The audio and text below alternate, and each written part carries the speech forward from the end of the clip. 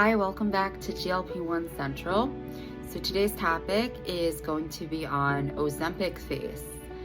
Everyone's favorite topic. They love to tell you that you're going to go on Ozempic or a GLP-1 medication and you're going to get Ozempic face.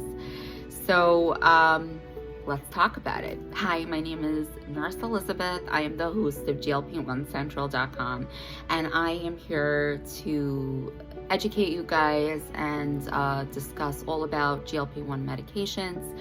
I myself have lost over 90 pounds utilizing a GLP-1 medication. I have taken Wegovy, semaglutide, tirzepatide, Zepbound, and these medications have completely changed my life, and I am ready to shout it from the rooftops. For those of you that are thinking about taking it, are scared to take it because of what other people have been saying, etc. So let's talk about Ozempic face. Ozempic face is a real thing. And why do people get Ozempic face? So definition, what is Ozempic face?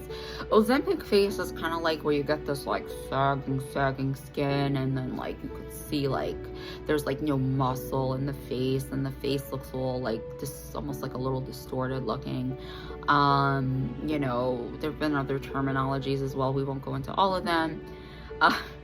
My husband had actually told me once I have Ozempic mouth because I don't stop talking about GLP-1s. So I thought that was funny. I thought I'd throw that in. But yeah, Ozempic mouth. We can't stop talking about it. So basically it's important while you're taking this medication to realize different considerations. People who are older are less likely to have a skin that's just gonna like snap right back, are at a higher risk of having Ozempic face, and they might have that with any weight loss at their age, just because this is part of aging. The skin is much more, the skin doesn't snap back as tightly.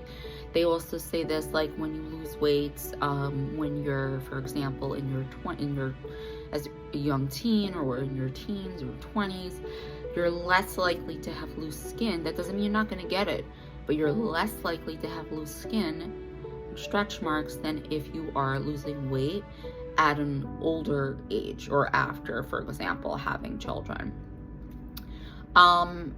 So with that being said, are there ways to prevent Ozempic face? Of course.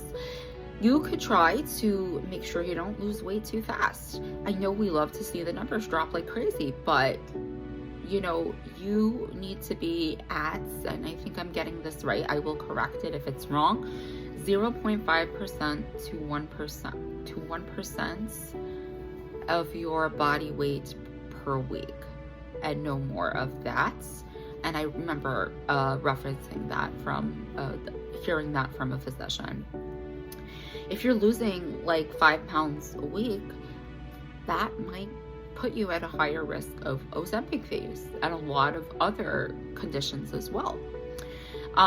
You want to be eating enough protein because people are all into appetite suppression, but they forgot that it's not just about not eating. You gotta eat. You gotta make sure you're getting in nutrients, and it's not just protein. You need fiber. You need your water, of course. You need some carbohydrates.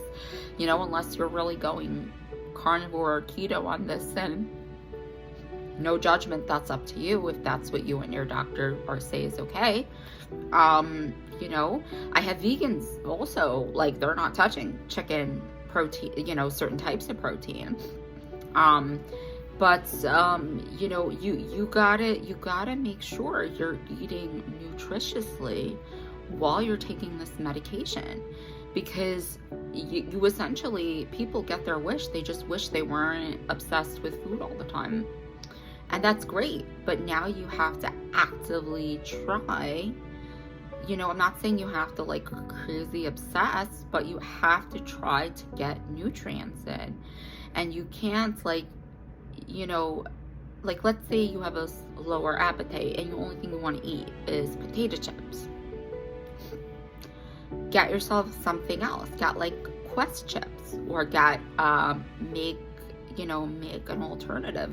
Or if you're going to have the chips, pair it with like a protein dip, or have them on the side of a meal. Every bite counts. You really want to make sure that you're getting in vitamins as well. You also want to be making sure you're taking a multivitamin. Other people have sworn by collagen and things like that. But you really want to make sure to do what you can to prevent it. And with weight loss can come a sagging face, sagging skin, and I want you guys to be able to prevent that. If you're happy and want more support and more questions answered like this, I'd love you to join us at glp1central.com, glpone-central.com. The link is in the description below. I have so many articles that answer questions like this, and I hope to see you there. We also have one-on-one coaching if that's something that you're in need of and can afford it. I do know it's a little bit pricey, but if you're ready to make that investment in yourself, I am looking forward to seeing you and working with you. If you still want to be a part of a support group but don't have as much funds, you could join at a relatively reasonable cost, led by a registered nurse, to join the GLP-1 support group. And you don't have to worry. It's not Facebook. It's not some group where you don't know who's running it. You don't know what you're going to get. It's moderated. We're, going to make sure that, there's like, no scammy stuff going on in that group. And it's not Facebook or TikTok, where a lot of people are being shut down for discussing GLP-1 medications. And it's a non-safe social media way to connect with people like yourself who are on this journey and could just use the extra support. I hope to see you there. That's glpone-central.com.